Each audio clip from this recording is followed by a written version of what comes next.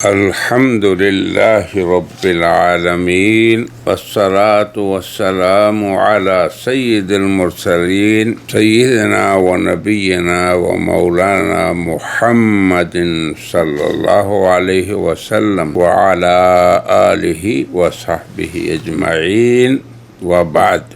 اعوذ باللہ من الشیطان الرجیم بسم اللہ الرحمن الرحیم الذین آتیناہم الکتاب یتلونہ حق تلاوتہ اولئک یؤمنون بہ ومن یکفر بہ فاولئک هم الخاسرون. حضرات سامعین و ناظرین، یہ سورہ البقرہ کی آیت نمبر 121 ہے، جس کے ایک حصے کے بارے میں پچھلی مجلس میں مختصراً کچھ بیان کر چکا ہوں. آج وہ اختصار اور اس کے دوسرے حصے کی تفصیل بیان کروں گا. یاد رہے کہ اللہ تعالی کی یہ حکمت بالغہ ہے کہ اس نے ہر دور میں اپنی وحیوں کے ذریعے انسانوں کو گائیڈ کیا، اور اللہ اپنی وحیوں کو کتاب کی شکل میں اور وہ وحیاں اپنے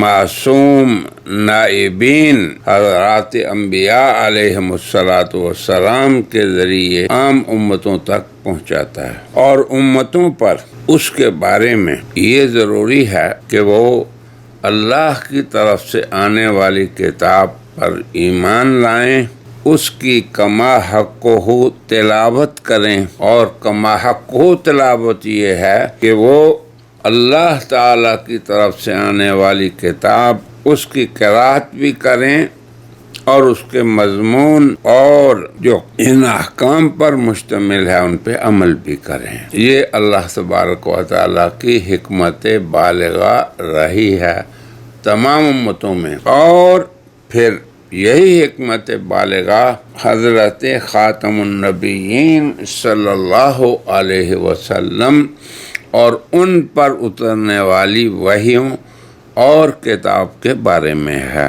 اب اللہ تبارک و تعالیٰ نے سورہ بقرہ کی اس آیت میں اس مضمون کو بیان کیا کہ اللہ تبارک و تعالیٰ کی طرف سے ملنے والی کتاب، اس کی کما حقہ تلاوت کرنے والے اہل کتاب یہود ہوں، نصارہ ہوں، یا پھر اہل اسلام مسلمان امت ہو. کما حقہ تلاوت یہ ہے کہ اس کی قرأت بھی درست ہو اور اس کے احکام اور مضامین پر عمل بھی ہو.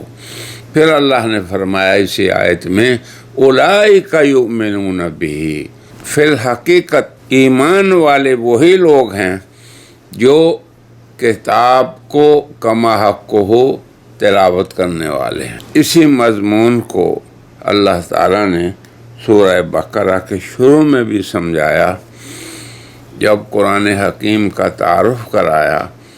اس کتاب لا ریب کے بارے میں اللہ نے یہ بتایا کہ یہ ھدی للمتقین ہے، اور پھر متقین کا تعارف کراتے ہوئے یوں فرمایا الذین یؤمنون بالغیب ویقیمون الصلاۃ ومما رزقناہم ینفقون. یہ تمام صفات ذکر کی کہ وہ کیا کرنے والے ہیں؟ اقامت صلاۃ کرنے والے، غیب کو ماننے والے، اور اللہ کے مال دیے ہوئے کو خرچ کرنے والے. پھر آگے فرمایا والذین یؤمنون بما انزل الیک وما انزل من قبلک. اے میرے پیغمبر جناب رسول اللہ کو خطاب ہے کہ جو اس پہ ایمان رکھتے ہیں جو آپ پہ اترا اور جو آپ سے پہلے اترا. اب آپ پہ اترنے والی کتاب قرآن حکیم ہے، اور وہ وحی جو مطلوب اور غیر مطلوب جناب رسول اللہ پہ اللہ نے قرآن کے بیان کی شکل میں بھی اتاری. تو اس وحی کو بھی کما حقہ تلاوت کرنے والے کیا ہیں؟ اولئک یؤمنون بہ، وہی ایمان والے ہیں. تو یہاں پہ اس آیت میں جو آج ہمارا موضوع ہے یہ فرمایا کہ ایمان والے یہ لوگ ہیں، وَمَن يَكْفُرْ بِهِ، اور جو اس اللہ کی وحی کا انکار کرنے والے ہیں، اللہ کی کتاب کو نہ ماننے والے ہیں، اولئک هم الخاسرون، یہ خاسر لوگ ہیں، ناکام لوگ ہیں، خائب و خاسر ہونے والے ہیں۔ اور وہ لوگ جو ایمان لانے والے ہیں اللہ کے ہاں، ان کے ایمان کی قبولیت ہے اور وہ ایمان مطلوب ہے ان سے، ان کے بارے میں فرمایا اولئک علی ھدی من ربہم، ان کی دو خوبیاں ہیں۔ پہلی یہ کہ وہ اس دنیا میں سیدھی راہ پہ ہیں، ہدایت پہ ہونا اس دنیا میں یہ اللہ کی سب سے بڑی نعمت ہے۔ اور آگے کیا فرمایا، وَأُولَئِكَ هُمُ الْمُفْلِحُونَ، اور وہی لوگ فلاح پانے والے ہیں۔ اب آپ دیکھ لیں کہ اللہ کی کتاب کو اس کا حق ادا کرنے والے، پہلی بات یہ ہے کہ یہی اللہ کے ہاں ایمان والے ہیں اور کتاب کو ماننے والے ہیں، اور حق ادا نہ کرنے والے، ان کے بارے میں فرمایا کہ یہ لوگ خاسر ہیں۔ وَمَن يَكْفُرْ بِهِ، اور جو کفر کرے اس کا نہ مانے، تو اللہ تعالیٰ ایسی معاملے سے مسلمانوں کی حفاظت فرمائے کہ وہ زبان سے اقرار کرنے والے صرف نہ ہوں بلکہ اللہ کی کتاب کا حق ادا کرنے والے ہوں۔ یہ یاد رکھیں آپ، ہمیں اللہ کی کتاب کا حق ادا کرنے والا ہونا چاہیے۔ اور فائدہ کیا ہوگا؟ دنیا میں ہدایت پہ گامزن چلنے والے، اور آخرت میں اولئک هم المفلحون، فلاح پانے والے۔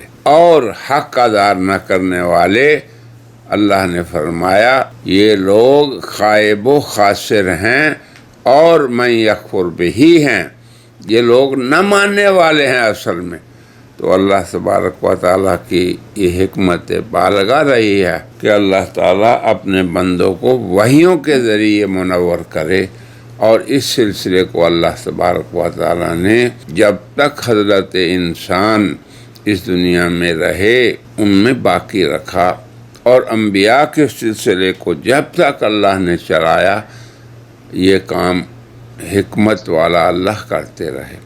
جب آخر زمان اور خاتم النبیین صلی اللہ علیہ وسلم کی آمد ہو گئی تو ان پر اللہ نے خاتم الکتب نازل فرمائی، ان کی امت کو خاتم الامم بنایا، اور ان کی طرف سے آنے والی ہدایت ایسی ہوئی جو کہ تا قیامت انسانیت کی ہدایت اور کامیابی کی ضامن ہے۔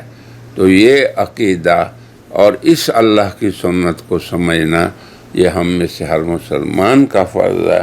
اللہ تبارک و تعالی ہمیں درست سمجھ عطا فرمائے، اور اللہ کی کتاب کو اور اللہ کی وحی کو اپنے لیے مشعل راہ بنانے کی اللہ توفیق عطا فرمائے، اور ہر دور میں اللہ کی یہی حکمت بالغہ اور سنت مطہرہ ہے۔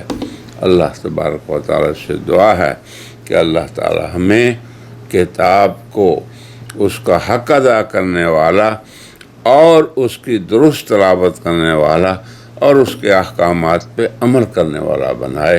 وآخر دعوانا ان الحمد للہ رب العالمین۔